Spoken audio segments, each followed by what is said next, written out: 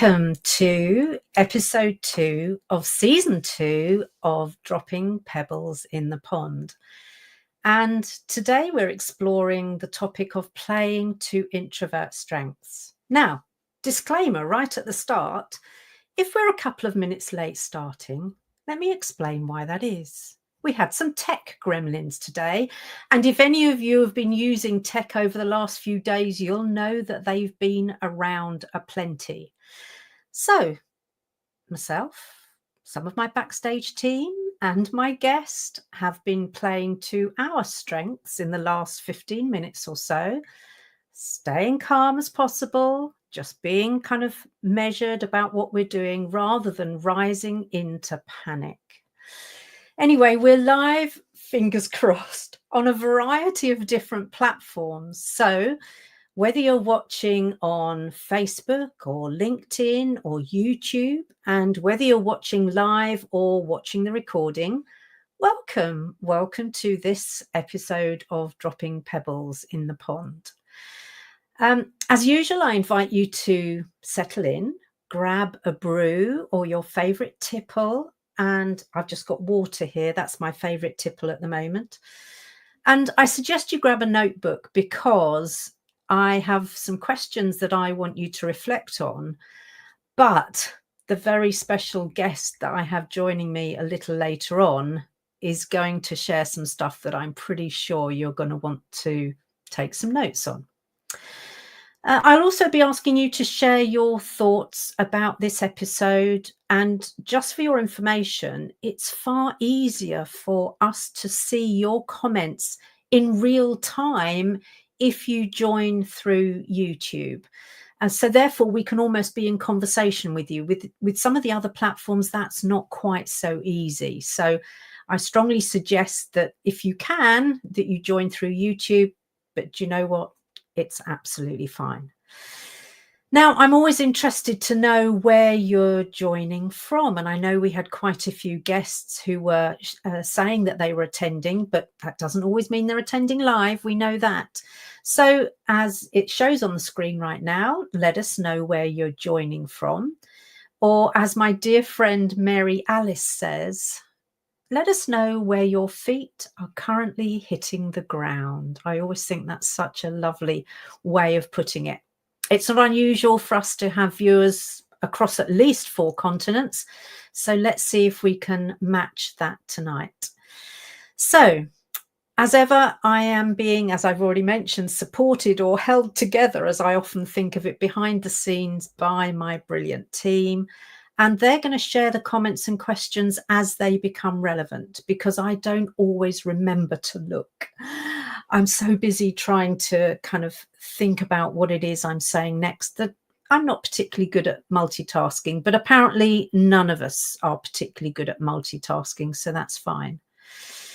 So this topic then of playing to introvert strengths. You know, in our world that's biased towards the extrovert ideal, it's all too easy to lose sight of the natural gifts and talents that we introverts have and that we know we have to bring to the table. We can find ourselves asking the question, so what do I really have to offer? And that question rears its head because we're constantly being told, and I hesitate to use the word being given feedback because it's not feedback, but we're constantly being told to be different, you know, speak up more, push yourself forward more, do this more, do that more. So we begin to get that sense that who we are is not enough, and those natural gifts and talents that we have don't seem to be enough. For those of us working in corporate land, we'll often see others being promoted ahead of us or being given opportunities that perhaps we're well suited to, but somehow we didn't get considered for. So this show is a great big nudge to ensure that you take time to find your strengths and then start playing to them. And of course, you need to play to them authentically. Now, psychologists will tell us that understanding your strengths, knowing your strengths and being able to play to them is an important part of increasing your self-awareness. And we know that self-awareness is itself integral to our emotional intelligence. These insights actually into what makes us different, into our distinctiveness, enables us, if we go there, to stop believing that our difference is somehow bad or not good enough. I'm sure as introverts, we've all had people ready to tell us that, you know, we need fixing, and somehow just be like this and you'll be okay. And of course, our distinctiveness is literally what makes us stand out in some way. Before I get into defining what I really mean by strengths, I think we've got some locations coming in. So team, will you just pop in across the screen? Let us know where people are joining us from.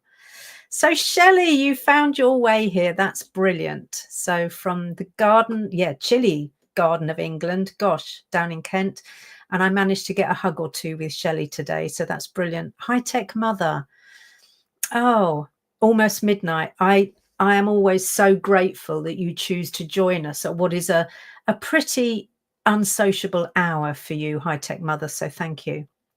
And who else do we have here? Somebody from, looks like Christy. Sorry, my eyesight isn't as good. From Indiana. Welcome along. I don't know if you've been here before, but thank you for joining us. August, Melbourne, Australia, of course, with my husband Brad and my mum. Oh, that's brilliant. Welcome, Brad. Welcome, August, and welcome, August's mum. It's great to have you here. Now, I did mention that I needed to start by defining what I meant by strengths, and that's because they are often misunderstood.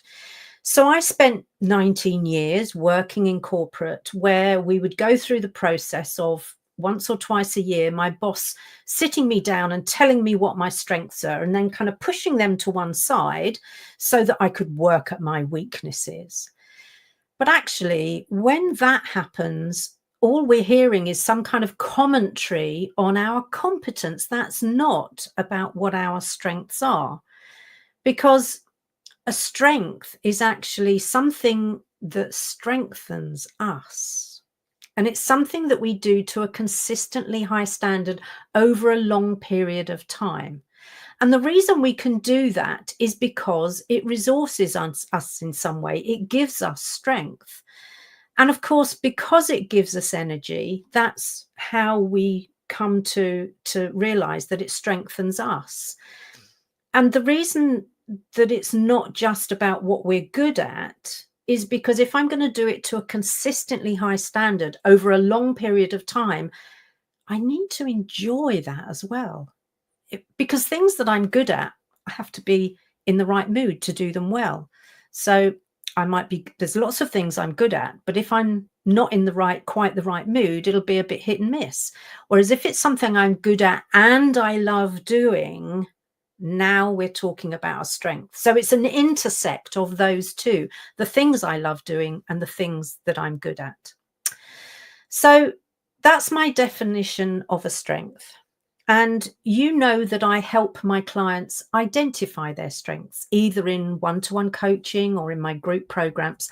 And that's always a great place to start. But there's another aspect to this. And that aspect is, do we know when is the best time to play to a particular strength? Now, I didn't have a full understanding of this. In fact, it had never really kind of, crossed my horizon really until I started working with today's guest, the wonderful Frea O'Brien. And Frea has been an important part of my business journey since 2017. So we're coming up on quite a few years. And I know you're going to be as enthralled as I was, and as I still am actually, by what Frea has to share with us.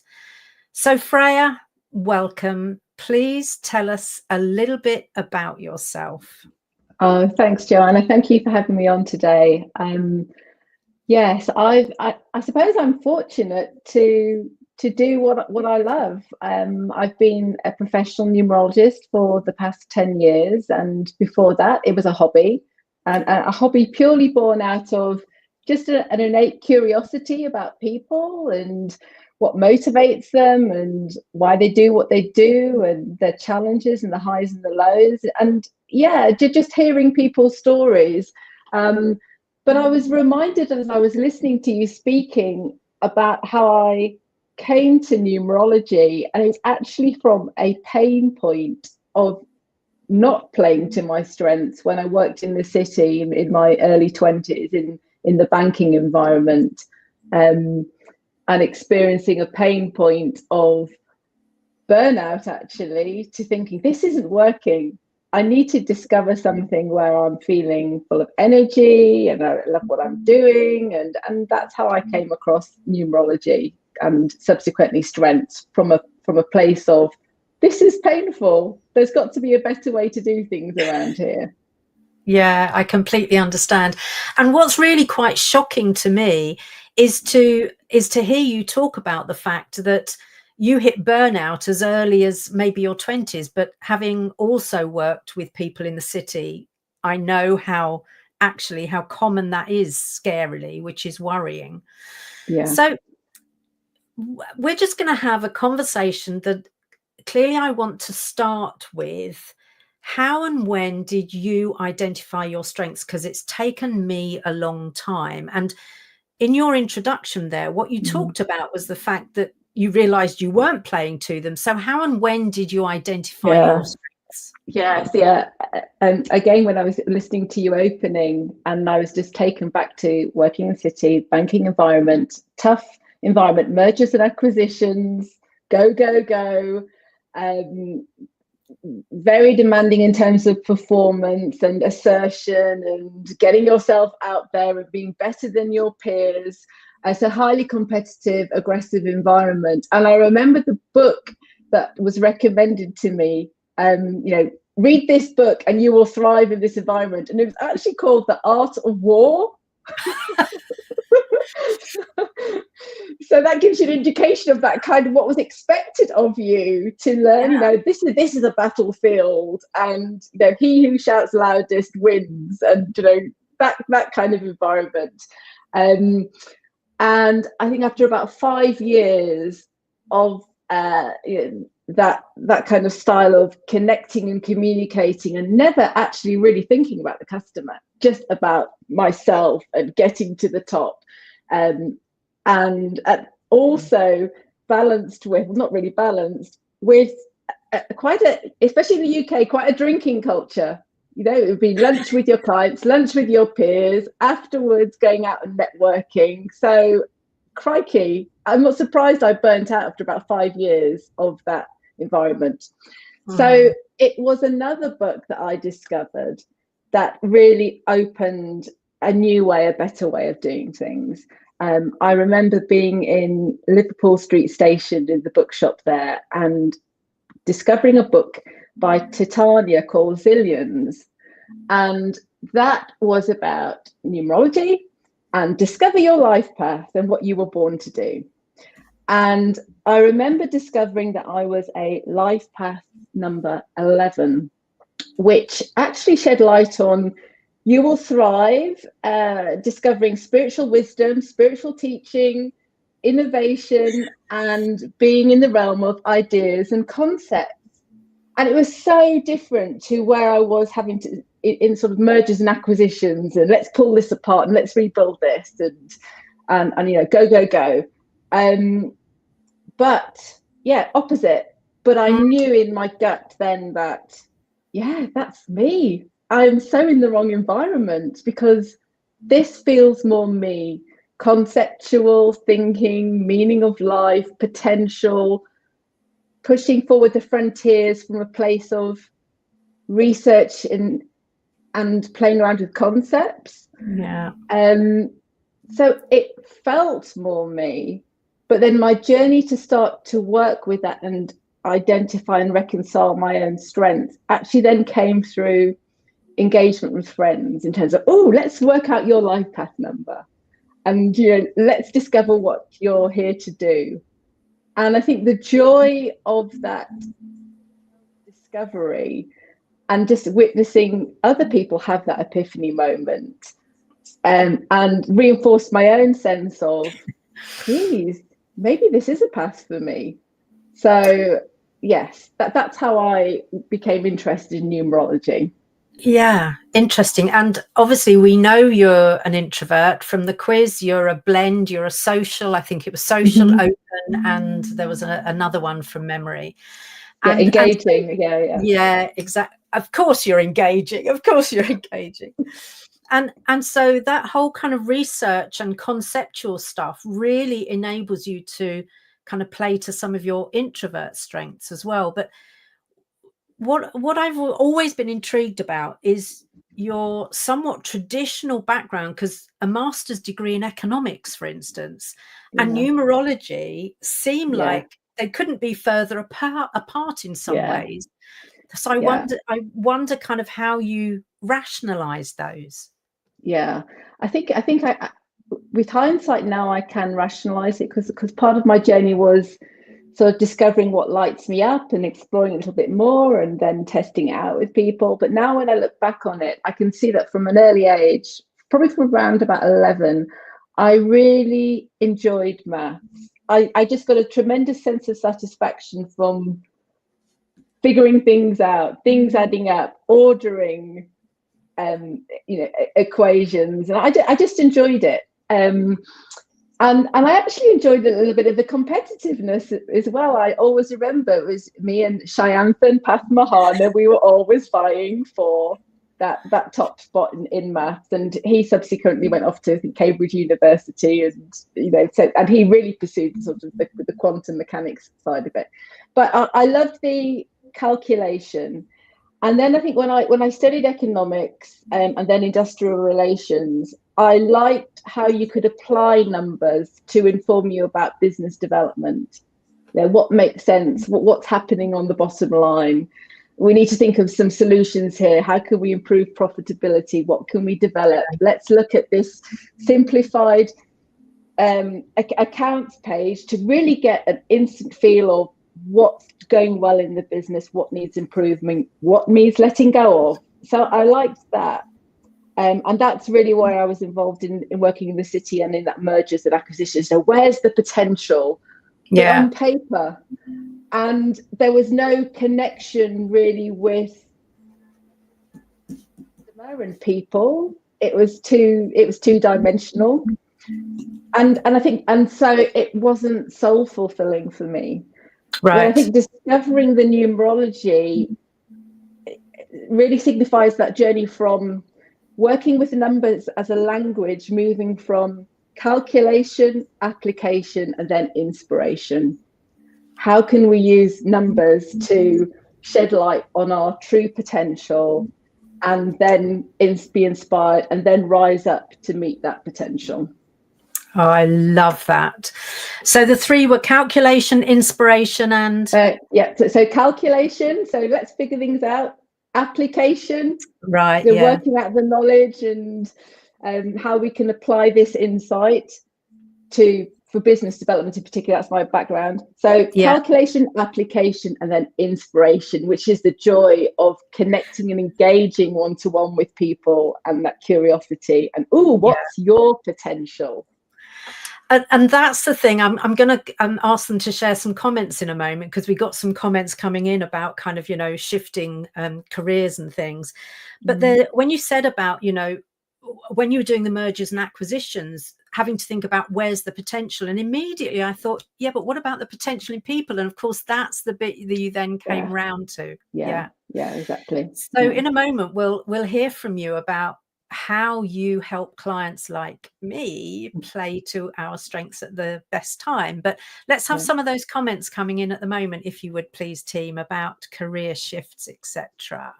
See what we've got.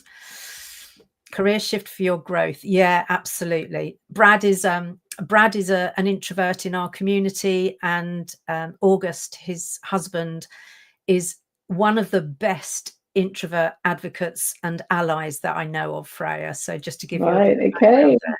Yeah. High Tech Mother, I do numbers too, but about budgeting for seniors. But like you, changed from law to finance due to burnout. Gosh, so some similarities there. Yeah. Career shift is often a blessing. Yes. Yeah. And it's interesting you say that, Sebastian. Mm. How I like that. Yeah. It's interesting how you say that, Sebastian, because, you know, I took voluntary redundancy back in 94, and my parents couldn't understand how I was voluntarily putting myself out of work when it was actually the best thing I ever did. And I now run a program annually, or I'm involved in a program that runs annually, helping the over 50s who feel like they've been left on the scrap heap a bit, get in and find new careers and new openings. And 9 times out of 10, those that say, you know, I was made redundant, then say it was the best thing that ever happened to me. So you're right, quite often it's a really good move for us actually to move away, especially if, like you and I, Freya, we were both burnt out with what we were doing. Yeah. So what I really want to get to, and I'm sure the audience really wants to get to, is we got another comment. No, let's have that comment coming up. Don't mind. From teacher to inspector to brand strategist, jumped around arenas. And there'll be, of course, transferable skills through all of those. Communication. Yeah. That's the important thing, to make sure that we know what those transferable skills and strengths are, so that we don't think we lost those with that job and now we need to find something else. So I think what a lot of our viewers, listeners, watchers, whatever, want to hear is, Freya, as a numerologist, how specifically do you help your clients play to their strengths kind of at the right time? Yeah. I would say typically people will come to me when they're at a crossroads and they're coming for this extra insight into, you know, they're already questioning internally, is there a better way to do things? What's going to bring me more happiness? Even deeper, you know, what's the meaning of my life? Why am I here? What have I been born to do? What's my purpose? Yeah, these profound, deep questions. So when they come to me, they're wanting to get some perspective on things like, you know, natural skills and talents, a field in which they're called to serve, that they find meaning and purpose, and also a sense of destiny. You know, if I dare to take this leap and I master what I intuitively know I'm good at, and I put in the time and the effort to do that, is it going to be worth it? And so getting sight of that destiny, of what it's possible to have when you show up and you serve at your best, also offers an incentive to put your best foot forward and take that leap. Because there is a balance between, you know, taking that, on the one hand, taking that leap and not wanting to be reckless. So it helps to have an insight in timing, or when's the best time to do this kind of leap, as well as not wanting to keep putting it off. I've worked with people that I remember in the city that had maybe stayed in a job for 20 plus years that they didn't like, waiting for a redundancy. So I think whereas the numerology will give you the insight into your potential, really where you want to apply that is you can use the numerology to look at what growth cycle are you in, what year are you in, and when is the best time to make that kind of shift.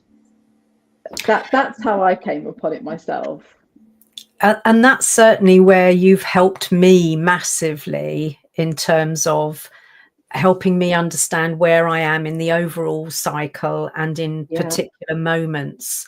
So I know it's really difficult to do, but just can you give us a high level overview for people who've never come across numerology before, Freya? Yeah, certainly. So from a potential perspective, you can take your date of birth and your name that you were gifted at birth, and behind each letter in your name is a number. So from these two, date of birth and the numbers in your name, you can work out, primarily I would go with the life path number, and there is a link on my website for you to fully read it, work out your own life path number and discover which life path you're on numbers 1 to 9. So you'll be able to see, for example, if you're a number one, you are entrepreneurial, you're an innovator. If you're number two, you are good at connecting with others, relating, counselling. And number three is the creator, loves to work with beauty and art and design and birth something that's an expression of self. Four is the doer, the one that you want on your side as the operations manager. They like structure and order and to deliver things on time. So thanks to your production team in the background, there's bound to be a 4 on that team that, pulled this off today. Number 5, a mover and shaker, great communicator. 6 is a person that loves to be of service and really cares about the community. 7 is your research and investigator. 8, the one that loves to be the boss, the authority. And 9 is the wise one. So you can get these archetypes will mirror back what your potential is. But then the key is to understand which growth cycle you're in and the opportunity and the challenge present. So, for example, Gianna, coming back to you. Yeah. So when we met in 2017, you were coming into a new growth cycle, a legacy building cycle. This for you is a cycle of taking your great work, that wisdom, and creating something that stands the test of time. So I remember that the opportunity number for you for this cycle is number 9, which represents the wise one. The number 9 is like that light bulb on a stick. You have this tremendous wisdom that you are here to share.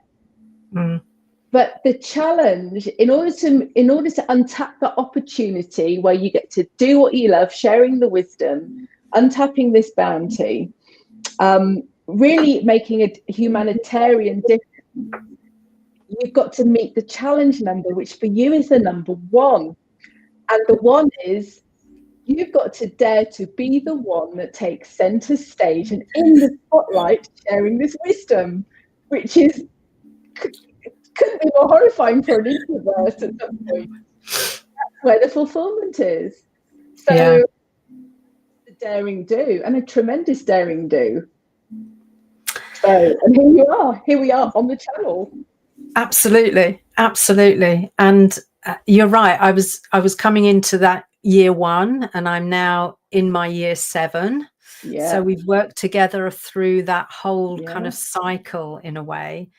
Yeah. And it has been, for me, it's been both remarkable and insightful to have your wisdom and guidance to help me play to the right strengths at the right time. Yeah. So, for instance, we know I'm in a 9-month, which is a kind of retreat, a kind of withdraw month, so that what I'm doing and how I'm using that time is to write my book. Yes, exactly. That's the daring do, because I think whether you're introvert or extrovert, when you dare to create your own enterprise or your own original work or take a stand for what you believe in, there are going to be years when you have to go out of your comfort zone. Because as introverts, we're deep thinkers, we listen to others, we understand what people need, and we take that information and we create something that can be of service.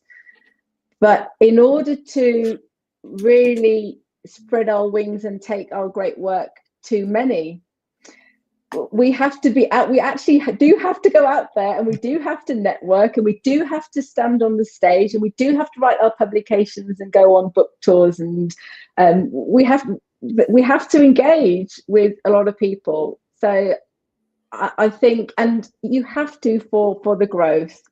So I think where numerology can be helpful is in helping to manage your time. So when you're in a retreat month, it's like, yes, Gianna, recharge your batteries, because from December, you're, from them just looking at your map now, actually, from the middle of December through to February, it's all about creating your book, which consolidates your expertise in the field, and energy is required for that. Yeah. Absolutely. I saw a lovely message come up from High Tech Mother saying, getting goosebumps. So this is Powerful stuff resonating. indeed. Powerful Good, stuff. good. Well, she must go to the website because I do have that listing of. There it is. Yeah, absolutely. Discover your life path. Because that's what worked for me. It was that epiphany moment of that knowing of this feels right, but I'm so far away from that. Also on the website is some information about what to do each year, so they can take that insight and then look at what year they're in and think, okay, well, what's the one thing I can do to help me align to my higher potential? Yeah, perfect. I think there was another comment that came up then, so let's pop that comment back again. August, Brad is taking notes. The man has gone nuts in excitement. Good. Love to hear that. Love to hear that. I seriously, I can't recommend Freya highly enough, because the insight, the support, and we met up, was it only last month, Freya? We did in person, because we've always, Yeah. well, we had a supper club, didn't we, a few years ago? But Yeah. yes, two introverts meeting up in a nice quiet corner of one of the busiest railway stations in the world, probably in London, but we found the quiet corner. We did. And what you might not have seen come up on the screen, it was August saying, if you break my man, or if my man breaks, Freya is keeping him, please. Brilliant. So I highly recommend this. It was not something I'd considered before, because it was a bit too kind of woo and out there for me.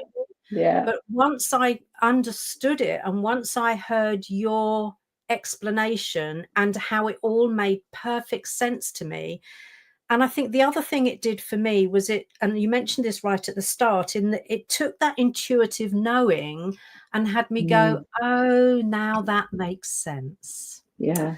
So for me, it's not like a horoscope where it's going to predict kind of what my life is going to be in that way, but actually it points me in the direction of, if I want to reach my potential, then here are some things that I can do in specific months at specific times to maximize my opportunity, I guess, of reaching my potential. Yeah, exactly. And it does help, particularly if you're self-employed. It helps to have that map with dates on, that, because it's that accountability and a sense of, there are certain years to do things. Like, for example, Joan, this is your year to publish your work, and the next time that kind of opportunity comes up would be a year number 1 in 2-3 years in time. It's not to say that you've missed it, it's just that you'd be putting it off for another couple of years.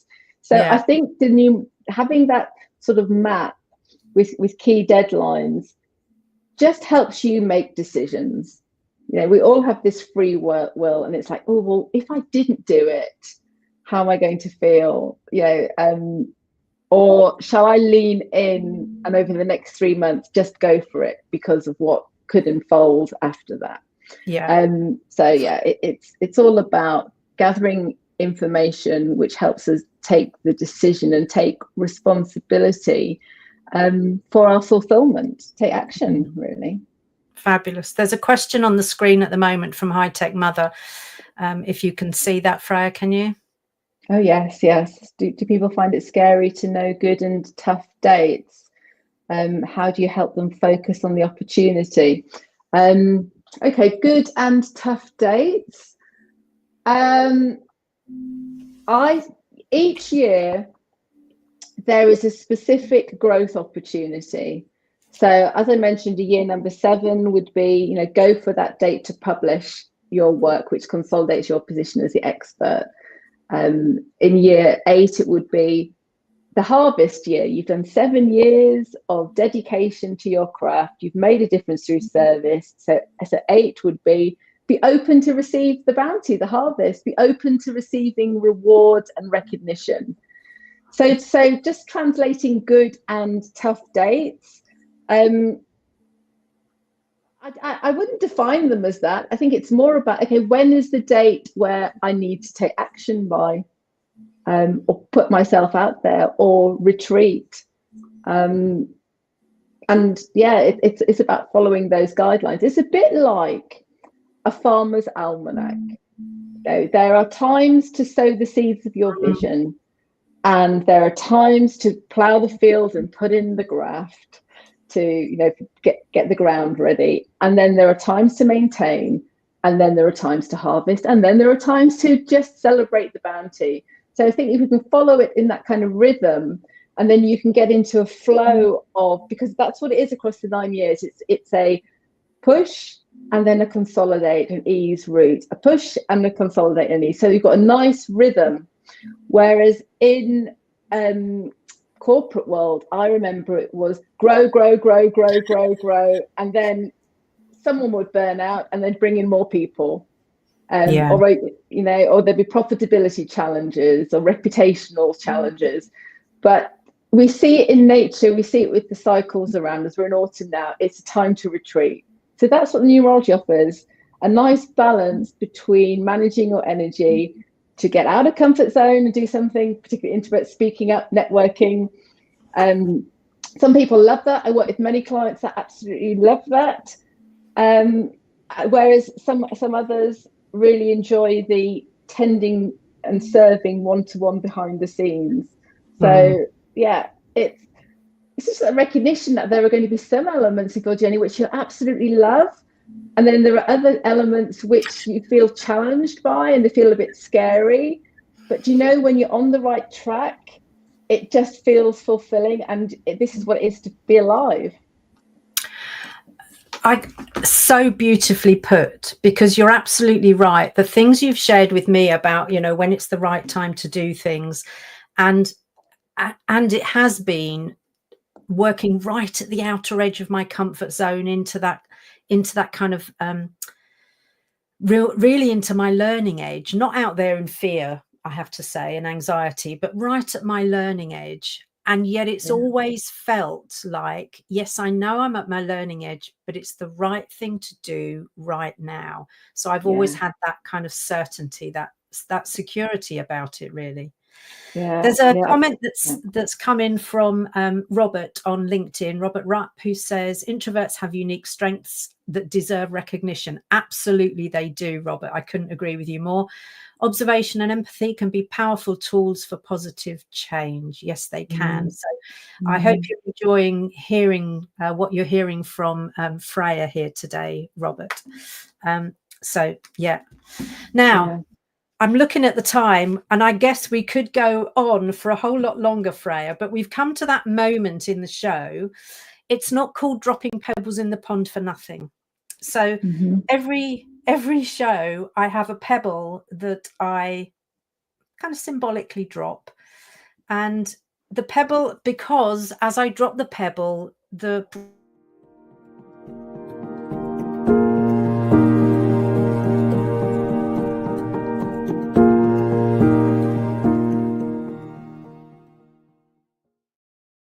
here is today's pebble. Today's pebble is dropped there. If you're not playing to your strengths, you are going to be minimizing the chance of you reaching your potential. And therefore, you're probably going to end up playing small, maybe even having some regrets. So what I really encourage you to do is to explore what's holding you back. Because whether you start to explore your strengths on your own, with me in a program, with Freya looking at it through the lens of numerology, you know, there are many different ways to do this. So I'd love to hear your perspective that on that pebble that I dropped, Freya, and in terms of the might roll out. I must admit, normally I'm a person that will want to move towards the inspiration. You know, there's the dream. That's what I want to move towards. But I think as I was listening to that, to that pearl of wisdom there, Joanna, I almost felt a pain in my gut of, oh, what if I never fulfilled my potential? What if I didn't dare to do this? What if I got to the end of my life and I hadn't had the courage to be the person that I know I'm capable of being? And so it's that pain point, which for me personally, there's such a sense of regret around that. And that's to me feels more painful than it would to dare to put myself out there in front of the public and share this beneficial wisdom for the benefit of others. So it's a pain point. And then that just brings me back to the numerology. And I think I remember when I was in the city and I discovered I was in the year number 9, the end of the cycle. And the end of the cycle, it's giving yourself permission to go on sabbaticals, to take time out, to really think about what you want to do in your life. So I use that timing to give myself permission to pursue my dreams, my potential. And I think that's, so don't be in that place of regret and longing, because that's so painful. Use a tool. There are many tools out there. Try numerology just as the way of what, see, once you open the box, you take on board that, there's no escape. It's like, right, this is the time. Don't miss that window of opportunity. Yeah. Oh, beautifully put, beautifully put. Oh, Shelley loves it. Yeah, I thought you would, Shelley. And do you know when I really thought of you, Shelley, was when Freya was talking about the Farmer's Almanac. And I was thinking, because Shelley's a garden manager in several beautiful gardens, actually. And we talk a lot, Shelley and I talk a lot about the seasons. And so I know that will have resonated with her, absolutely. So I have a question for everyone. And the question, and I'm going to ask you to reflect on this as well, Freya, is, and it's a challenge as well as a question, which is, for those watching, listening, whatever, when will you schedule time to explore your strengths? So when? Kind of, let's put a date on it. Let's not say, oh yeah, I'll do that sometime next year. And who will you share that with? Because Freya's also mentioned the importance of accountability, and how working with Freya as a numerologist, with me as a coach, with, you know, anybody else, is important for that accountability. So I want people to start thinking about, and for me to challenge them to get specific about, when are you going to really start to explore your strengths so that you reach more of your potential, and who are you going to share that with? So I'm going to ask people to pop that in the comments. That might be a bit challenging, but also I'm going to ask you, Freya, just to reflect on that. Yeah. And what would you add to that? In a way, what challenge would you add to that? Well, I think there's an instinct, because the time we're recording here, we're in autumn, we're going into winter, and classically that January period is a good time to set New Year's resolutions, tuning into what you want to do in 2025. But so when am I going to look at my strengths? I would be taking the opportunity to lean into the darker nights, to sit by the fire, and to use this space in December, January as dream time. To retreat into, you know, that tending your inner flame and really connecting with who you are, what you want to explore, what it's time to do in 2025, and then preparing to emerge at the tail end of January, when the snow drops, when new life is bubbling through, and then start to take action on that. So we're coming to perfect time for retreating and connecting with strengths. Yeah, nice. Thank you. Now, I know we've put your website up a couple of times and given you an opportunity to talk a little bit, but if anybody wants to find out more about you, what you do, what's the best way for them to get in touch with you, Freya? Well, I'm on my social media. I'm on Instagram at my numerologist. So yes, reach out to me, direct message me on Instagram. Of course, I've got the website where they can get the insights as to strengths and action to take over the next year. So drop me an email. I do have about 3 open consultations each month, because I am pretty much there with my clients, tending them over the years. So there is some space there. And actually, Joanne, I'm following your lead, because next year it's time for me to start to write the book behind the scenes and bring out myself in maybe 2020. Well, not maybe, I have to, according to my own numerology, 2027. But in the meantime, connect with me over social media, because I'm absolutely there and responding. Yeah, brilliant. Thank you. We've got some comments that we're going to share in a moment. And Freya and I are connected on LinkedIn. So if we're connected on LinkedIn, you can find Freya through LinkedIn, through us as well. So let's have some of those comments come up. Shelley, by the middle of January, it's out there. Shelley, I'm your accountability buddy on that, my lovely. So that's brilliant. I've seen it. I've witnessed it. That's brilliant. Sebastian, every day for 120 days starting today in my time zone. Wow. Wow, that's brilliant. And who's your accountability buddy? Okay, August, 3 of us, husband, mum and I, starting from Monday. Love that.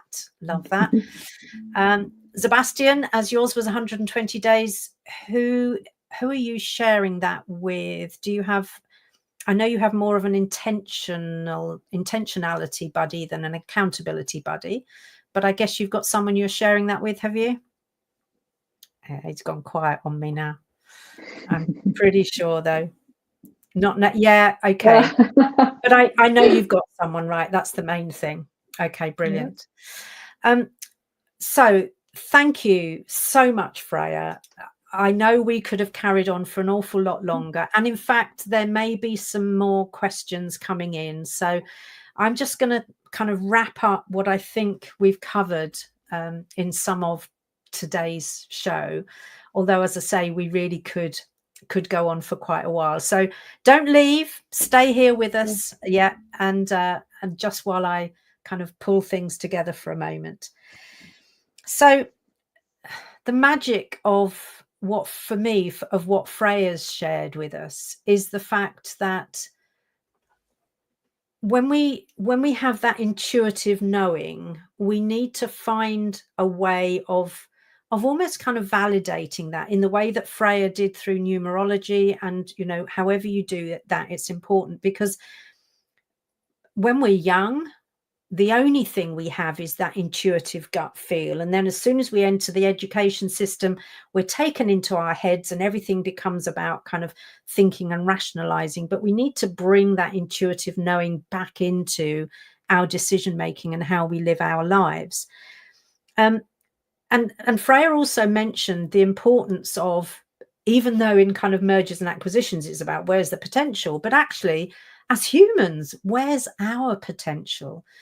Where is it that we've got opportunities, possibilities to grow, and when's the best time to do that for us? So as High Tech Mother asked, it's not necessarily good and bad days, but when are the ideal times to actually lean into a particular strength and play to that? I made a note of the things Freya said around calculation, application, and inspiration. So it's not CIA in this one, it's CAI, but that's good.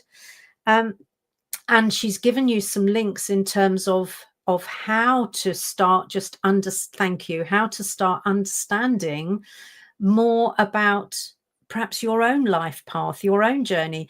Freya shared a little bit about my journey and where I'm at the moment, and I certainly will continue to work with her on that. And it's going to take some getting out of our comfort zones, not out into the scary territory. We don't need to do that necessarily. We need to just appreciate that working at our learning edge, doing those things that make us go, ooh, a little bit nerve-wracking. So for me, as you may remember, doing these shows in the early days was something I really didn't enjoy. I kind of love them now, actually. So it's one of those things that, we can absolutely do. And final kind of tip from Freya, really, in that December, January is that dream time where what we can actually do is kind of snuggle down, settle in, take some time to really think about what we want 2025 to be like for us. And it's not necessarily, oh, thank you, Sebastian. We love you and your shows too. That's brilliant. you know, it's not necessarily that we have to have resolutions on the 1st of January. Actually, what this is about taking our time, which introverts love doing, and kind of just really settling into, where do I want my life to be going? What difference do I want to make? What impact do I want to have? What am I being called to do? And Freya's just put there, absolutely. So if you want to tend your inner flame, and I had to capture that because that was so beautifully put by Freya, now's the time to do that, so that come the kind of the new year, we're ready to burst into action in some way. So thank you everyone for joining me and for joining Freya. Thank you, Freya, again for being here. Are there any last things you'd like to say, Freya, before we close off for the evening? Just following on from when you mentioned dream, I say dream works. So dream it and then take action on the ground. Yeah, because without the work, it is just a dream still. Yeah. Fabulous. Yeah. Thank you everyone for joining us, team. Thank you very much for holding us together, as you always do so beautifully, and for sharing those comments. And for those of you who subscribe, and remember, if you're watching on YouTube, subscribe, because it'll notify you next time we do one of these lives. And I look forward to seeing you in due course. But thank you for joining us.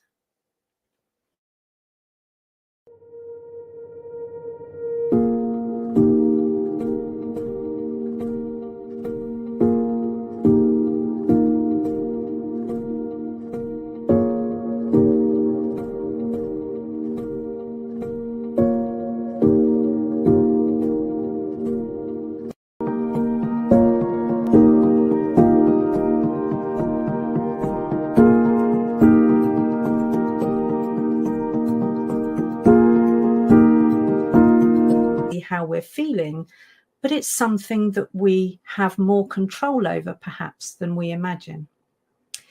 So let's start by asking, when we say someone has presence, what do we really mean?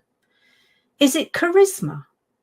Because that often calls to mind a kind of big, fun personality. Is it command, how you hold or demand the attention of people that you're with? Is it magnetism, how people are drawn to you? So when I think about it in terms of that presence as an introvert, it allows us to, authenticity allows us to show up in our wholeness. It allows us to show up in the wholeness of expressing ourselves with our genuine thoughts and emotions without the pressure to conform. And, to conform to external expectations. I spent years, feeling safe in our connections, on our surroundings with people, comes that wholeness piece, that authenticity piece, that self-connection and self-awareness first. I always say to people, one of my little things is the safest relationship, the most trusting relationship you will ever develop is the one that you create with yourself. Mine is Dora the Explorer, and I literally do have a rucksack. I'm not going to lie, because I'm naturally curious, and we aren't curious human beings. We have a natural curiosity, but what bad experiences and difficult life experiences do to us is it shuts curiosity down, and it becomes either rigid or it